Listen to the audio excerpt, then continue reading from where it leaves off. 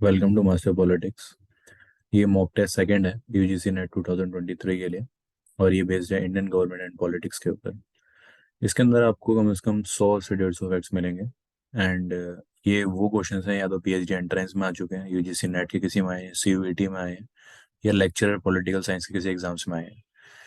Let's start with it. The first question is which committee is called super cabinet. Super cabinet committee, super cabinet का किसको बोलते हैं? तो cabinet committee on political affairs को super cabinet कहते हैं। और इसकी एक स्पेशल चीज ये है, ये एकमात्र कैबिनेट कमेटी है जो कि होम मिनिस्टर हेड करता है। और इसका काम क्या होता है? इसका काम ये होता है कि ये पूरे पार्लियामेंट के जितने भी सेशन होने वाले हैं उनका ही शेड्यूल ड्रॉ करती है।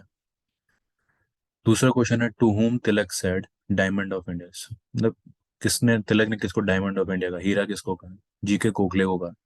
जीके गोखले साहब जो हैं वो गांधी जी के भी और तिलक दोनों के पॉलिटिकल गुरु थे। फिर EV Ramaswamy called demand of Swaraj. EV Ramaswamy जो थे, उन्होंने स्वराज की डिमांड को क्या कहा अपने शब्द में? उन्होंने बोला कॉन्स्पिरेसी ऑफ लोकल लॉर्ड्स।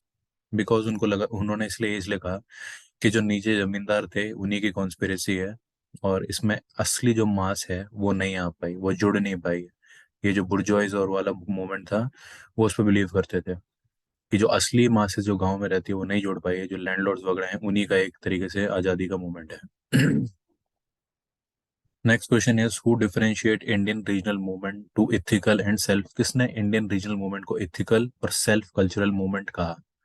ये मायरन वीनर ने डिफरेंशिएट किया था इंडियन मूवमेंट्स को ethical and cultural movement. Next is who said it is not Gandhi who made satyagraha but it is satyagraha who made Gandhi. किसने कहा कि ये गांधी ने सत्याग्रह को नहीं बनाया, पर सत्याग्रह ने गांधी को बनाया? ये आर आर दिवाकर की फेमस स्टेटमेंट है। देन ये स्टेटमेंट है, it is a great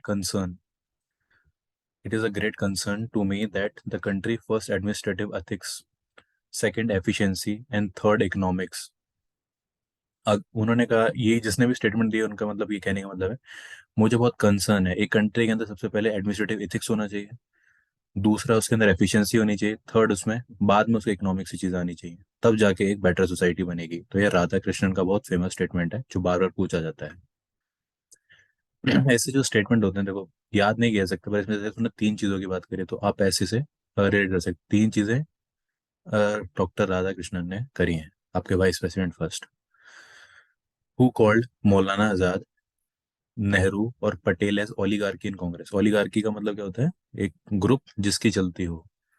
monopoly of few is called oligarchy. तो कांग्रेस के अंदर ओलिगार्की, पहले तो आपको बताना किन को कहा गया। मौलाना आजाद को कहा गया, पटेल को कहा गया, और नेहरू को कहा गया। किसने कहा? ग्रेनवेल ऑस्टिन, ठीक है, जिन्होंने कोऑपरेटिव फेडरलिज्म का भी कॉन्सेप्ट दिया था। हिंद स्वराज बुक गांधी जी के, आपको पता होना चाहिए, गांधी जी आए थे 1915 में, उससे पहले ही बन चुकी थी, 1909 में फॉर्म का हो गई थी, पब्लिश हो गई थी। और वो किस फॉर्म में है? डायलॉग के फॉर्म्स में है। ये पूछा था किस फॉर्म में है? डायलॉग के फॉर्म में। डेट भी पूछी जाती है, 1909 उनके आने से पहले आ चुकी थी। अब नेक्स्ट क्वेश्चन ये था कि सेंट्रल सेक्रेट जब फॉर्म हुआ इंडिया में तो उस टाइम पे किसका टेन्योर चल रहा था? तो उस टाइम पे वेलेस्ली का टेन्योर चल रहा था, Lord Wellesley. Indian nationalism is a child of Britain. ये काफी बार पूछा जाता है कि Indian nationalism is a child of Britain. ये उन्हीं थिंकर्स ने लिखा होगा जो वेस्टर्न फिलोसफी अपने दिमाग में रखते हैं, ओरिएंटलिज्म के बारे में जो उनकी सोच थी। उन्होंने लिखा, कूपलैंड ने ये अपनी एक स्टेटमेंट दी थी कि Indian nationalism child of Britain है। Next is who said if we behave like frog in our efforts we will not succeed. ये तिलक साहब कहते हैं कि अगर हम एक बार साल में आके एक नारा लगाना चालू कर दें, किसी में प्रोटेस्ट में चालू कर दें, तो हम अपने एफर्ट्स में सही तरीके से पार्टिसिपेट नहीं कर पाएंगे। हमें कंटिन्यूसली एफर्ट करना चाहिए। तो तिलक ने ये स्टेटमेंट दी थी। फिर who called taking back of non cooperation movement. जब नॉन कॉपरेशन मूवमेंट चोरा चोरी कांड की वजह से वापस ले लिया था गांधी जी ने, तो किसने कहा कि ये जो वापस लेना हुआ है बहुत बड़ी नेशनल डिजास्टर है, राष्ट्रीय डिजास्टर है, आपदा, राष्ट्रीय आपदा है? ये किसने कहा? ये सुभाष चंद्र बोस साहब ने कहा। बोस साहब का जैसे आप कुछ भी एक थिंकर सोच रहे हैं, जैसे मैं बोस के बारे में कह रहा हूँ, तो आपको बोस के बारे में और भी चीजें बतानी है। उन्होंने फॉरवर्ड ब्लॉग बनाया, उन्होंने 2 सेशन कांग्रेस के हेड किए, ये चीजें ट्राई टू लिंक देम। जब आप ये लिंक करेंगे तो चीज़ें आपके लिए आसान हो जाएंगी। Interim government propose by cabinet mission plan. ठीक है, इंटरिम गवर्नमेंट फॉर्म हुई थी, कैबिनेट मिशन प्लान आया था। कैबिनेट मिशन प्लान में 3 लोग थे, पैथरिक उनके हेड थे। तो उसमें कितने बंदे थे? 14 मेंबर्स थे। ये पूछा जाता है 14 members were there in cabinet mission plan.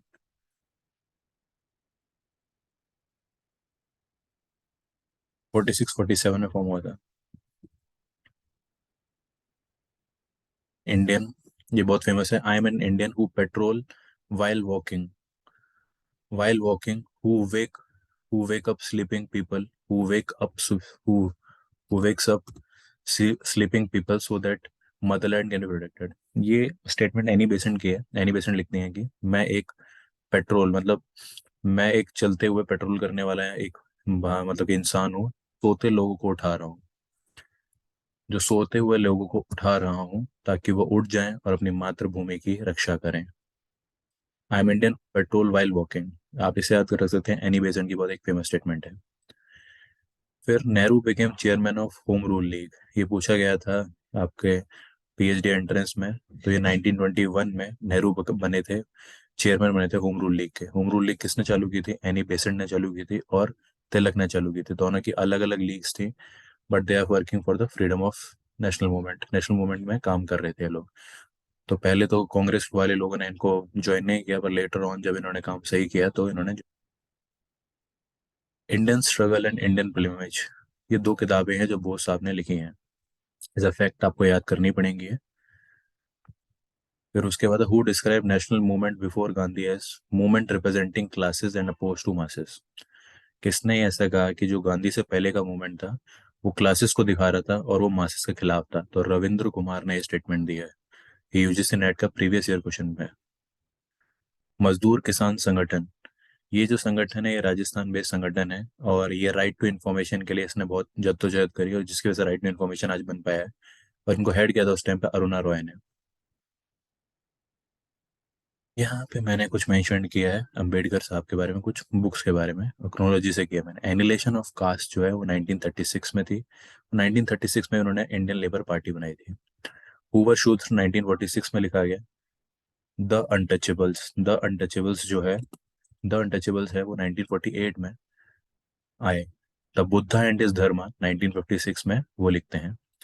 फिर कुछ और मैंने मेंशन किया उनके बारे में। बहिष्कृत हितकर्णी सभा, बहिष्कृत हितकर्णी सभा जो है वो 1924 में बॉम्बे में फॉर्म करते हैं। और एक समता सैनिक दल फॉर्म करते हैं 1927 में। तो ये कुछ इंपॉर्टेंट चीज़ें जो क्रोनोलॉजिकली जैसे लास्ट टाइम पूछ लिया गया था, तो ये चीज़ें आपको पता होनी चाहिए। ये इनकी बुक्स हैं। औरोबिंदो के साथ क्या क्या रिलेटेड है?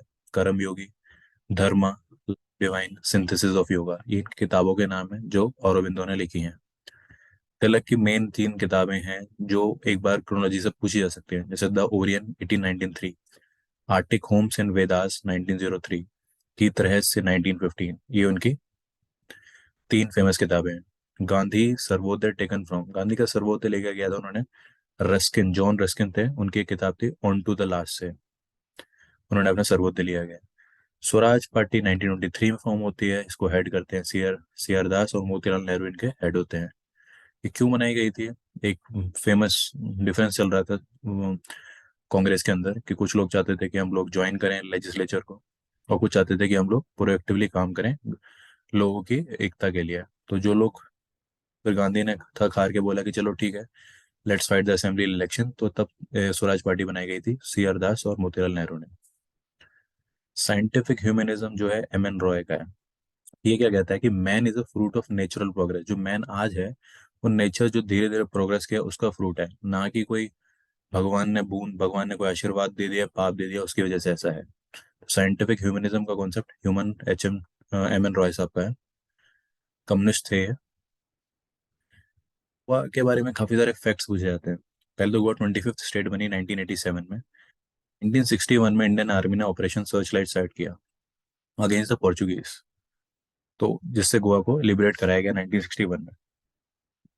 लॉन्ग वॉक ऑफ पीस, ये किताब है प्रियंका उपाध्याय की, long walk of peace, peace by peaceful. ये पूछा गया था, जॉन गाल्टन की बुक है। Eight feet of Gandhi, very famous, Rajendra Prasad. फिर India wins freedom, Abu Kalam Azad. अब कुछ की डेट मुझे लगता है कि जो मुझे बतानी चाहिए, पहले तो हिंदू महासभा बहुत पहले बनी है, 1916 में बनी है। स्पेशल सेशन भी हुआ था एक बार 1916 का, अगर आपको लिंक करना चाहते हो 16 से, आईएनसी का स्पेशल सेशन, जब दोनों पार्टीज मिल गई थी, एक्सट्रीमिस्ट और लिबरल पार्टीज। फिर भारतीय जनसंघ 1951 में फॉर्म होता है। गांधी जी एकमात्र सेशन में चेयरमैन बने थे, हेड किए थे, वो 40th सेशन था, पूछा गया था कौन सा 40th था, 1924 का। Politics of scarcity, Myron Weiner की किताब है politics of scarcity, an number of time पूछी गई है, आपको आगे भी देखने को मिल जाएगी। Who said governor elected by president would be centres agent? किसने कहा कि जो जो गवर्नर हेड होगा, गवर्नर जो जिसको इलेक्ट करेगा प्रेसिडेंट, वो सेंटर का एक एजेंट होगा? ये उस टाइम पे टीटी कृष्णचारी थे, उन्होंने ही दी थी। ये कैबिनेट कमेटी, वो ड्राफ्टिंग कमेटी के एक मेंबर हुआ करते थे, टीटी कृष्णचारी। फिर सोशलिज्म एंड नेशनल रेवोल्यूशन, ये किताब नरेंद्र देव की है और काफ़ी फेमस किताब है, जो काफ़ी बार पूछी जाती है। तो ये कुछ फैक्ट थे आपके सामने, 60-70 फैक्ट्स। आई होप आपको पसंद आए होंगे। और मैं आपको इस चीज़ की गारंटी देता हूँ कि अगर आप इसको कर लेंगे तो आपके लिए इंडियन पार्ट करना बहुत ईजी जाएगा। ये एक पार्ट है, ऐसे आपके पास 5 से 7 पार्ट आएंगे इंडियन मूवमेंट के, जहाँ मैं सारी चीज़ें कवर करूँगा। एंड आई विल इंश्योर कि भाई आपका जो, जब आप मैं एग्ज़ाम देंगे फैब में, तो उसके लिए आपको बहुत ईजी हो जाए। ऑल द बेस्ट और कीप प्रिपेयरिंग। अच्छा लगे तो आप लाइक और सब्सक्राइब कीजिए। Thank you.